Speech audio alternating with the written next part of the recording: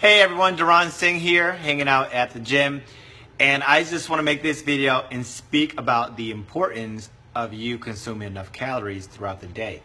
Now, if you're tracking the calories, that's a great thing and a great way to kind of get started to see exactly how much you are consuming. And if you're not, I definitely recommend trying out to do that to see exactly how much you are consuming on a daily average and a weekly average too, because you may be eating a lot less than what you actually think you are.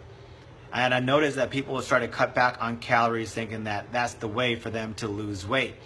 When you look at the calorie breakdown, reducing your calories is a short-term gain for you all, but from a long-term perspective, it never benefits you whatsoever. You'll notice when people start to do a low-calorie type of dieting that they lose weight on the short-term aspect, maybe a month, 2, 3 months from now, but it's not sustainable on the long-term period. And the only way to sustain your weight loss and keep your body fat at a reasonable level is for you to make sure that you're consuming, of course, the right amount of calories based off your activity level, plus eating the right foods. But in this video, I want to speak just primarily on calories, and for you all to understand what calories actually are. Calories are nothing but a form of energy that you're going to get in the form of carbohydrates, fats, and then proteins. And you should always base your caloric consumption based off of your activity level. Now, I just met with one of my clients and I gave her the great idea, and this is why I want to share this video with you. That way you all can see the situation and scenario that I gave her. Where, for example, I wish I had something to write down, but I'll just use my hands for this. Let's say that you're working out 3 times a week, and your activity level is requiring you to consume 1,000 calories per workout. That's how much demand that you need for that workout. You have 1,000 calories, boom, right here. Now, you also need to include the fact that just from daily living, breathing, respirating, perspirating, all that is required energy too in the form of calories. So not only do you need calories for exercise, but you need to increase your calorie consumption based off of the daily livings of what we need, which is also called your basal metabolic rate and your resting metabolic rate too. But on the nutritional level, you're only eating this amount of calories. Now, you see the big difference on those two. Now, on an ongoing basis, if you keep having the inability to either match or exceed the amount of calories that you are consuming, what's going to end up happening is your metabolism is going to start to drop down to be matched with how much food you're actually eating.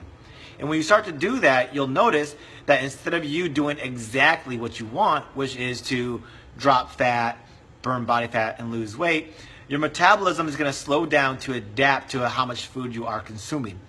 And that's really nothing but a defense mechanism to make sure that you don't starve yourself to death. Because if you were to be consuming a low-calorie diet, but still working out and having a metabolic rate which is still high, you're going to practically starve yourself to death. Your body is not going to want that to happen, of course, and nor do you.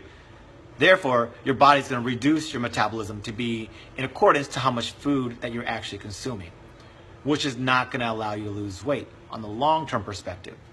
Now, if you want to lose weight, burn body fat, you need to do the opposite, which is to increase the amount of calories that you are consuming, of course, given the variable and the constant that you are eating the right types of foods to be in accordance with your activity level. Because as you do that, what you're actually going to start doing is food's here, energy levels are here based off your activity level. Your metabolism is going to have something that's called overcompensation, where if you constantly keep matching what you're eating, you're going to gain more energy. Your metabolism is going to be nourished to where it's going to require even more calories and more nutrients. And then from there, you increase your calories up higher. And then you'll see that you'll inch your way up this ladder, or what I like to call the ladder of success when it comes to health and fitness, to where you're constantly burning off energy and dropping body fat from there. You know, I hear a lot of people say that they need to change up their workouts.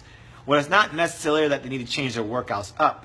It's just a matter of you just increasing probably just the amount of calories that you're consuming. because that one small change can compound over time. Change does not need to be this extravagant change that can lead to this big change in your transformation, but it can be something as simple as you eating an extra 500 calories, 1,000 calories a day, which that energy will go towards your workout. And if it does go towards your workout, you'll notice your metabolism is going to create more energy because you gave it more energy.